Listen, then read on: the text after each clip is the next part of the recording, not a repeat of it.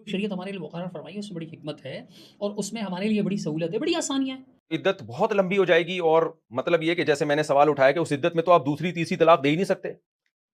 یعنی ایک خاتون کو پریگننسی ہوئی، اب 9 مہینے بعد بچہ پیدا ہوگا، تو 9 مہینے کی پوری لمبی عدت ہو گئی، 9 مہینے عدت لمبی ہو گئی ہے، تو اس 9 مہینے میں وہ ایک سے زیادہ طلاق دے ہی نہیں سکتا بیوی کو۔ تو اس پہ جواب دے رہے ہیں کہ عدت لمبی ہو جائے تو کیا ہو گیا، اس میں اللہ کی حکمتیں ہیں، مصلحتیں ہیں، تو دعویٰ اب آپ کی سمجھ میں آنا چاہیے کہ یہ کیا کہہ رہے ہیں۔ آگے چلتے ہیں ہم۔ اگر اس میں درمیان میں طلاق دی بھی تو ہم کہتے ہیں خلاف شریعت ہے، وہ واقع نہیں ہوگی، یہ ہم کہتے ہیں ہمارا موقف ہے، ہمیں اس پہ کوئی شرمندگی نہیں ہے۔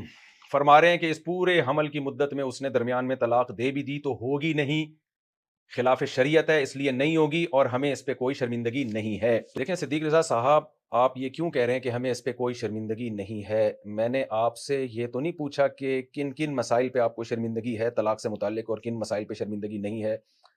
یہ جملہ آپ اپنی زبان مبارک سے کیوں نکال رہے ہیں کہ ہمیں اس پہ شرمندگی نہیں ہے؟ مجھے لگ رہا ہے کہ اس پہ آپ کو شاید شرمندگی ہے۔ خیر، ابھی ہم ان باتوں میں نہیں پڑتے، ابھی ہم دعوے کو فوکس کرتے ہیں۔ اصل میں آپ کا جو یہ دعویٰ ہے نا، جو آپ اس میں کلیئر کر رہے ہیں، اس میں آپ یہ بتا رہے ہیں کہ اگر کسی خاتون کو پریگننسی ہوئی اور مرد نے اس کو ایک طلاق دی، پورے 9 مہینے میں وہ 9,000 طلاقیں بھی نکال دے گا کل عدم، اور 9 مہینے میں ڈیوائڈ کر کے دے رہا ہے، ایک طلاق آج دی، ایک اگلے مہینے دی، ایک اس کے بعد والے مہینے دی، سب کل عدم ہے، اور اس پہ آپ کہہ رہے ہو آپ کو کوئی شرمندگی نہیں ہے۔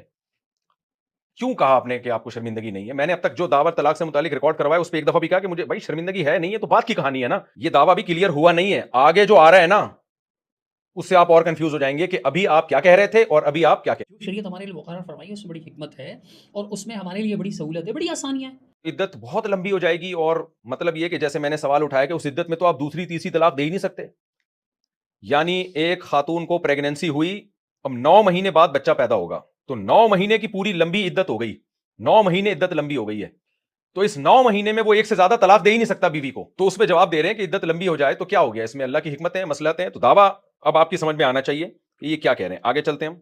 اگر اس میں درمیان میں طلاق دی بھی تو ہم کہتے ہیں خلاف شریعت ہے، وہ واقع نہیں ہوگی، یہ ہم کہتے ہیں ہمارا موقف ہے، ہمیں اس پہ کوئی شرمندگی نہیں ہے۔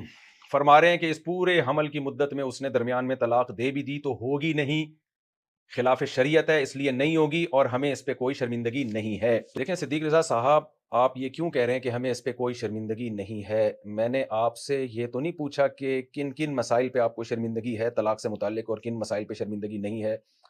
یہ جملہ آپ اپنی زبان مبارک سے کیوں نکال رہے ہیں کہ ہمیں اس پہ شرمندگی نہیں ہے؟ مجھے لگ رہا ہے کہ اس پہ آپ کو شاید شرمندگی ہے۔